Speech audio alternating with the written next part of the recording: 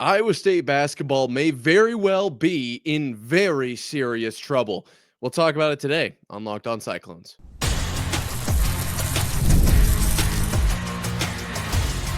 You are Locked On Cyclones, your daily podcast on the Iowa State Cyclones, part of the Locked On Podcast Network, your team every day. Welcome into Locked On Cyclones, part of the Locked On Podcast Network, your team every day. Shout out to you for making this your first watch or listen of the day and being here every single day. I appreciate it more than you know. Wherever you're watching or listening, be sure to subscribe so we can prove once and for all that it is, in fact, a Cyclone state. Pair of Cyclone losses in basketball this weekend. We'll break it all down, talk the men, and then kind of, are we in a panic situation with the men, and then the women and their loss to TCU in the third segment. But before we get that far, today's episode is brought to you by FanDuel. Super Bowl 59 is here, and there's no better way to make every play more exciting than with FanDuel Sportsbook. New customers can bet just $5, and if you win, you'll score $200 in bonus bets. Download the app or head to FanDuel.com to get started. And to start off today's episode, been a rough couple of really weeks for Iowa State men's basketball. We're jumping into this one. Number 3, Iowa State men's basketball at home falls to Kansas State 80-61 final score. This was a game that I kind of mentioned. Kansas State on a roll, Iowa State certainly on their heels a little bit here. Something we're going to have to look out for, but I felt good about the 29-game win streak at home. I heard on the broadcast Kansas State had something like 15 straight road losses. Obviously started the season 1-6. They get their last 2. They're starting to get some momentum, and they carried it right into Hilton. They got Iowa State 80-61. As I said, just all around an ugly game. This game really got a lot of great things going here. Obviously, in my opinion, the first half, I thought Iowa State was very much in this. And I do think that the one thing I want to say right away, I do think this is very much true. You can argue with me if you think I'm wrong. But I think almost every team, this feels a little bit wrong to say, but it's how I feel. Almost every team will treat Iowa State as their Super Bowl. Okay, obviously like Houston, maybe Arizona kind of in that camp, especially, you start the season how you do, I think 15-1 before things broke down. And now Iowa State being humbled at home with the 29-game win streak gone, and having lost 3 of their last 5, not a great look. And maybe we're not treated in the same way anymore. And I don't know, maybe is that a good thing? Either way, I think this was potentially now the last game, but either way, a game in which the opponent saw Iowa State and was like, we're going to bring everything we have into this one. Obviously, Kansas State putting up literally every starter had over 10 points, with Dug McDaniel with 20. Coleman Hawkins had 17. From beyond the arc, they shot 50%, 10 of 20. Coleman Hawkins didn't miss. And then Max Jones went 2 of 3, and Dug McDaniel went 3 of 6. As far as rebounding, it was kind of ugly. Kansas State out-rebounded Iowa State 39-29. And O rebounds was obviously pretty ugly early on. Points in the paint. Man, I don't know why I have the hiccups. Or not hiccups, like these burps. Early on, I believe the points in the paint was like 15-0 in Kansas State's favor. But either way, the reason I kind of mentioned the Super Bowl thing is at halftime, Iowa State's only down 2, and right before the half, they were leading. And I say that because it felt like the first half was like a traditional Big 12 game. Yeah, Iowa State didn't play lights out, but they played pretty well, and Kansas State also played pretty well. It's a Big 12. Basketball is going to be tough. Every game you're going to have to bring it. But then it was the second half really that fell apart. I mean, Iowa State only scored 26 to Kansas State's 43. And so, that first half I didn't have a ton of problems with the first half. Obviously, things weren't perfect, as I mentioned, the 15-0 points in the paint thing. But I thought overall, I was like, okay, sometimes you're going to find a way. It's not going to be what we traditionally think of, But at least Iowa State's in this. I don't love that it's so close with a Kansas State, a game we were supposed to win pretty handily per the books and all that. But you end up losing by 19 at home too, at a whiteout game that I didn't get to go to, but I have heard a lot of reports that like there was no crowd, like nobody was in it. And I mean, obviously, you go into halftime down 2, and all of a sudden you lose by 19. That's 17 points that you lost by in the second half. Obviously, not going to be the crowd's just not going to be in that as much. As far as what did the Cyclones do here, Taman Lipsey, leading scorer with 20. Curtis Jones had 14, did go 2 of 6 from beyond the arc. Joshua Jefferson hit both of his threes and had 13. And then outside of that, not a whole lot. 8 from Keyshawn Gilbert, 2 from Deshaun Jackson, and 4 from Demarion Watson. Goose eggs from Brandon Chatfield and Nate Heisey. Obviously, we'll have something to talk about in the second segment. Is it time to hit the panic button? What is going on with this Iowa State team? That's the second segment. Here we're talking solely about this game. It was an interesting one, just top to bottom. I didn't feel like offensively in the half court we had anything going. Just how I feel. When you look at just what are we looking at here? 14 points from Curtis Jones is fine. He's not going to go off for 30 every single night. But when you have 4 points coming off the bench, at this point, we're starting to very clearly see the effects of the Momcilovic injury. We're seeing it. They look pretty tired. Looked like it may have been I don't want to say it was an effort issue, but it was certainly. I believe TJ actually is quoted saying it was a heart issue, the rebounds and the points in the paint type of thing. I'm not going to quote him now because I don't have it up, and I'll talk about it tomorrow in TJ Otz's thoughts or TJ Thoughtleberger or whatever we want to talk about. But I'm feeling a little bit less fun and jolly about this season. Obviously, winning cures everything, but we're not winning right now. Drop 3 of your last 5. You're going to fall. I don't know where we're going to fall to in the AP poll. And then you're going to see ramifications in seeding in March. Now, I've talked about it over and over. Does seed really matter? No. You're still going to have to play the same amount of games. You might have to see some tougher opponents. But guess what? If you're the best team in the nation, you'll beat them anyway. Right? This actually is almost the perfect situation for me to perfectly say that I'm wrong. It's about who you play and when you play them, which is literally the exact opposite of what I just said. But I'm looking at this and thinking Kansas State is hot right now, and Iowa State is not. And guess what? Kansas State wins by 19 in Hilton Coliseum. Hilton Coliseum. Are you kidding me? Like that's what's gonna happen. That's what can happen. So actually, I take it back. Seeding is important. You know what? I just changed my mind literally in the last 15 seconds, whatever this has been. I have carried that thought of, you know what? Don't really care where we're seated. This is the prime example. You don't want to catch a team when they're hot. And sometimes that's literally just luck. You can catch the hottest 16 seed in the country as a 1 seed and go down. It has nothing to do with necessarily where you're seated. If you're a 1, 4, 5, it's just that if you're lower in the seedings, you're more likely to get a hotter team early. But either way, if you're in a quadrant, my point being, it's about who you play and when you play them. Kansas State, unfortunately, for Iowa State, came into Hilton firing on all cylinders. Gets their 3rd straight win now. Shout out to them. That's a huge, accomplishment, especially against this Iowa State team that's supposed to be so good. But now Iowa State, we're stuck in this situation where we're effectively hitting the panic button a little bit, potentially. And that's what we're going to talk about next. Is it time to actually hit the panic button? Because it kind of feels like it might be, but also maybe not. We'll talk about it coming up right after this. Super Bowl 59 is here. 1 game, 2 teams, endless possibilities.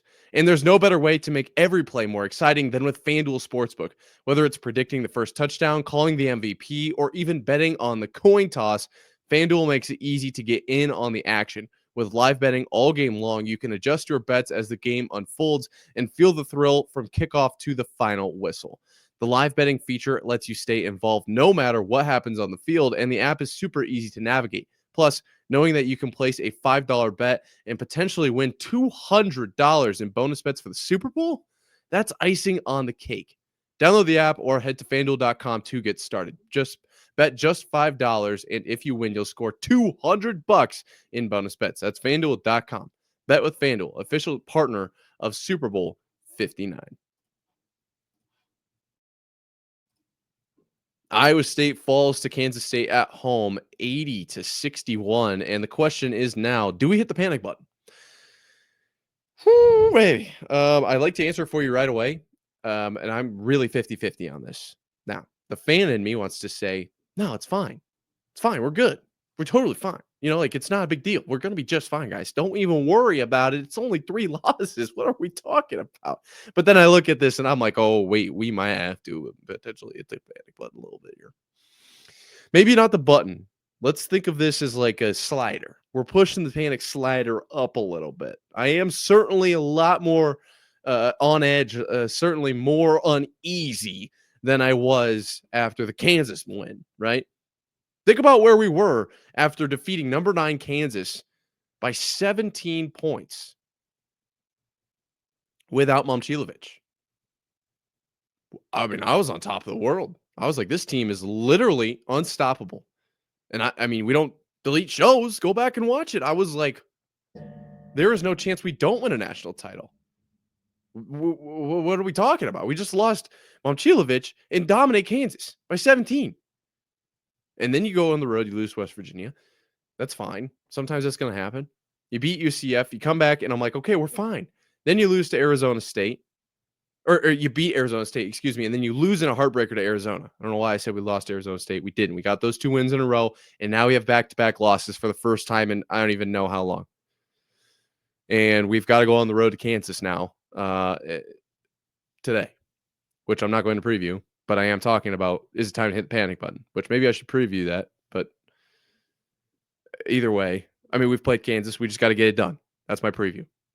What do we have to do? Score points. That being said, is it time to hit the panic button? In my opinion, fan-wise, like I said, we're fine. It's totally good, guys. Not a big deal. Analytically, looking at this, I am terrified for this reason. I am, in my opinion, seeing the effects of that Momcilovic injury.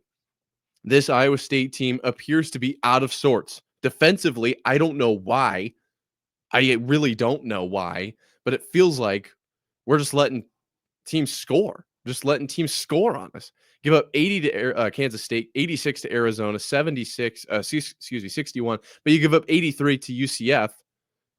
And then scoring the ball, right? You score, what do we got here? In an overtime game, you score 75. You score 61 against Kansas State, 76. Man, I'm getting messed up by that Arizona State game. I don't know what the deal is with that. 76 against Arizona State, and then UCF, you score 108. But you only score 64 against. You only score 57. I just can't read right now. But the point is, we're not scoring that many points. And I don't know what it is, right? Keyshawn Gilbert had 8 to Curtis Jones 14. He's not as red hot as he was a couple weeks ago, and Keyshawn Gilbert was red hot at the beginning of the season. Joshua Jefferson has had his moments, but he doesn't seem to be stepping into that role either. And then who are you going to look for off the bench? Demario Watson with 20 minutes comes away with 4. You don't get anything from Brandon Chatfield or Nate Heisey in this game against Kansas State. And then Taman Lipsey with 20, and he's not even supposed to be the points guy. I mean, he made a few plays that it was like, that's a Taman Lipsey play. I can see the one. It was like a defensive rebound for Kansas State, kind of gets bobbled around. Somehow Taman Lipsey just comes out of nowhere, boom, layup. We get 2 there. I think it was right before the half. And yet, I mean, he's our leading scorer. And it's not that he can't have scores where he's, games where he's the leading scorer, but it's certainly alarming now that we've seen him. Why is he moving into this role? It feels like everyone's roles are just like shifted out of place here. Nate Heisey, I'm looking, he didn't shoot a single shot, and neither did Brandon Chatfield. What? Deshaun Jackson was 1 of 3 and had 14 minutes. I don't know what I'm looking at here. And you get out-rebounded by 10. 10 assists on 19 makes, which I guess is fine. I don't know. I don't love that. Kansas State with 11 steals. I feel like offensively there is definitely that stagnancy. I've seen it in the comments, and it's the exact thing. I know what I'm talking about. When we see guys dribble into either the corner or just below the free throw line, and they back down, they back in like this, and they're so busy with what's going on over their shoulder that their other shoulder, they completely aren't looking, and all of a sudden the ball's going the other way. Keyshawn Gilbert does it, probably the most, but I have seen other guys do it as well. Nate Heisey, basically, just, I don't want to say giving the ball away, but certainly, I mean, 2 turnovers. He's not the leading turnover guy. Obviously, Gilbert with 5 in this one, but yeah, it's just I have early in the season. Let me put it this way: early in the season, I felt very confident because this team could beat you in so many ways, and I was like, if this isn't working for us, if Plan A isn't working, we got Plan B. And now it feels like Plan A through Z just like don't exist. So now we just like don't have an identity to fall back on. Does that make sense? Like if you're a team that's really good at shooting threes, and or let's do more realistic, a team that's really good at getting in the paint, and you get your steals and you get your points in transition, and you play really good defense. That's like you only really do those things. You can't really shoot the three. I mean, your half court offense is pretty good. But really it's like you're trying to lock them down on defense. It feels like that was kind of like what Iowa State's team was last year. Like if we hold them to so many points, we can stay in this. It doesn't feel like that with this team. I can't say, all right, Iowa State just needs to lock in on the things we do really, really well. Because what did we do really well? Everything. Kind of. Like we just, no matter what, we found a way. And now all of a sudden we don't have a way. We don't have any. What are we doing? What do we expect Curtis Jones to hit him from the logo? That was what Kansas State was doing. They were making like 60 footers. Not realistically. I obviously know how far 48 feet is now. Farther than I thought. But what I'm saying is, we can't just say, oh, Curtis Jones, go shoot, lights out tonight. Like, what do you think they're going out there wanting to miss? Or like, Joshua Jefferson, go score 30. Like, I just don't know what this team's identity is anymore, I guess. Obviously, the Momcilovic is striking deeper than I could have ever expected. Obviously, the minutes and how tired they look out there, especially this is coming off of some actual pretty solid rest. A couple days, I think 5 days. And I don't know, man. I am like I said, we're on that slider. I am close to hitting the panic button here. We need to see Iowa State rebound. We need, and that's not even a pun I meant to say, but how are they going to bounce back here? You got Kansas on the road, number 11 Kansas. We got to get that one. Have to get that one. Then you get TCU at home and UCF on the road. UCF could be an opportunity to really get some momentum. Then Cincy and Colorado, and then you face Houston. I don't know. I think this Kansas game is a must win tonight. Must win. Must win. And also, do we find an identity in this game? That's really my question. I hope so. I truly hope so. Because then that can give this team something to lean on, something to go with. It feels like they're just scrambling out there. It's like, okay, give it to Curtis, he'll shoot a 3. Oh, give it to Keyshawn, he'll drive in and body and then find a way to lay it in. And then we'll get a couple steals somewhere and we'll get some, we'll find a way. It's like it feels like there's no direction right now. And so I am very close. This team's so good. And that was what I said. Like I said, that's what made them so good early, was they can beat you in so many ways. But now that they aren't winning, it's like, okay, what do we go back to? Being good? It's hard to like just be good. Got to find something. So I hope this Kansas game, find something. And don't make it, you shoot 80% from 3, which if we win, we win. Great. Awesome. We beat Kansas. But if you just win because Curtis Jones shoots lights out and has 52 points, we don't really have a big building block off of that. Glad we got the win. I don't know. This Iowa State team, I will say this, final point before we switch to women here. I am almost glad about this loss in some ways, in the fact of I feel like now we have our target off our back. No more home win streak. You've lost 3 of the last 5. We can go back into this underdog. We have to prove ourselves again.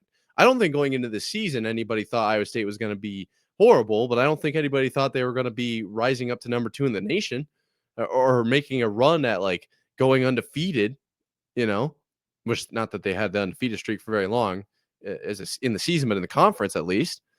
Um, and then the rails fall off, and now it feels like the whole world's raining down. But it's like, actually, I don't think we really had that expectation.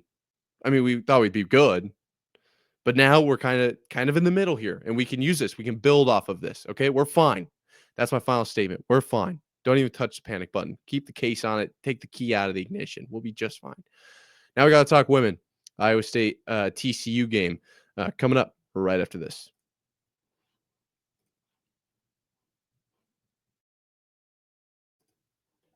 Iowa State and the men's side of the basketball has certainly been rough in the last 5 games or so. And the women can't say it's too much different. This TCU game that we talked about on Friday, I said was kind of a must win after the loss to Kansas State in overtime. And unfortunately, Iowa State did not get it done. Falls 69-82 at home to number 9 TCU. Here with Locked On Cyclones, part of Locked On Podcast Network, your team every day. This one's interesting. I am not going to lie. I did not see it going this way. Iowa State scores 60 points of their 69 points through 2 players. You can bring 4 off the bench, 5 off of the other starters. And this is not a joke. 2 other buckets outside of Addie Brown and Audie Crooks. Ariana Jackson hit a field goal, a 3-pointer, and Kelsey Jones also hit a 3-pointer. That's it. Addie Brown, 11 of 16, 3 of 4 from 3. Audie Crooks, 12 of 26, 0 of 1 from 3. Got 5 free throws to Addie Brown, 6. Addie Brown leading scorer with 31. Audie Crooks with 29. I don't know how much further you can get from spreading it out from that. 60 of 69. I wish I would have done the percentage on that before this. It would take 2 seconds to type it in, but I don't think it really matters. That's more than 90%. Well, more. Well, I think that's almost an A. It's got to be more than 93%. My point is, from 2 players, 93%. I'm going to use that number arbitrarily. What did I say we should do in this game? Spread it out. Give maybe 20 from Audie Crooks, and everyone else kind of filters between that 10 and 20 range. This is not that. TCU, the 3-point was something we had talked about.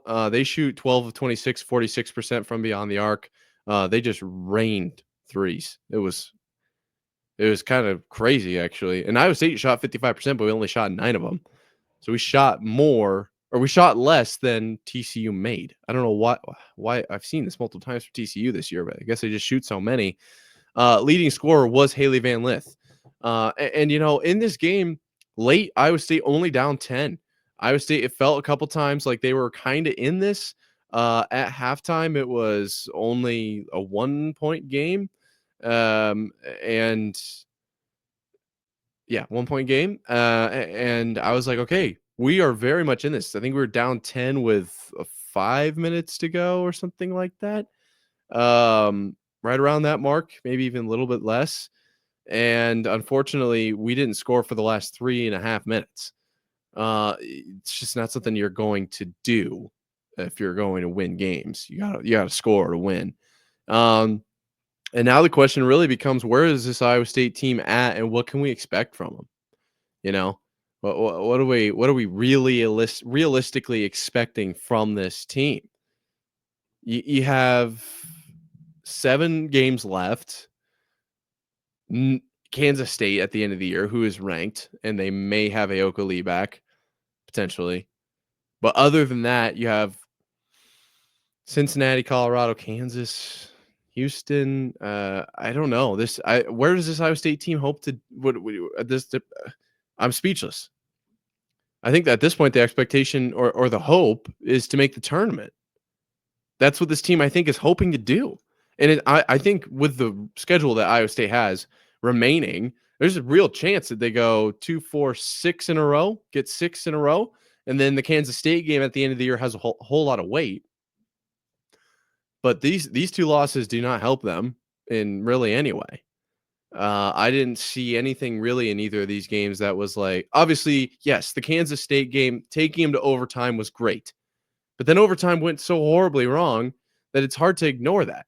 And then this one, um, it's one thing that was like, okay, it was pretty close. It really was. Like I said, I honestly thought maybe Iowa State can do this. But then you realize 90 something percent of your points came from two of your players. I don't see that as a positive per se. Out rebounded. Luckily, I guess 15 of the 25 came of the buckets came with an assist. Yeah, I luckily they turned down the steals. Only had 8 turnovers in this game, significantly better than the Kansas State game. But this Iowa State team, I don't know.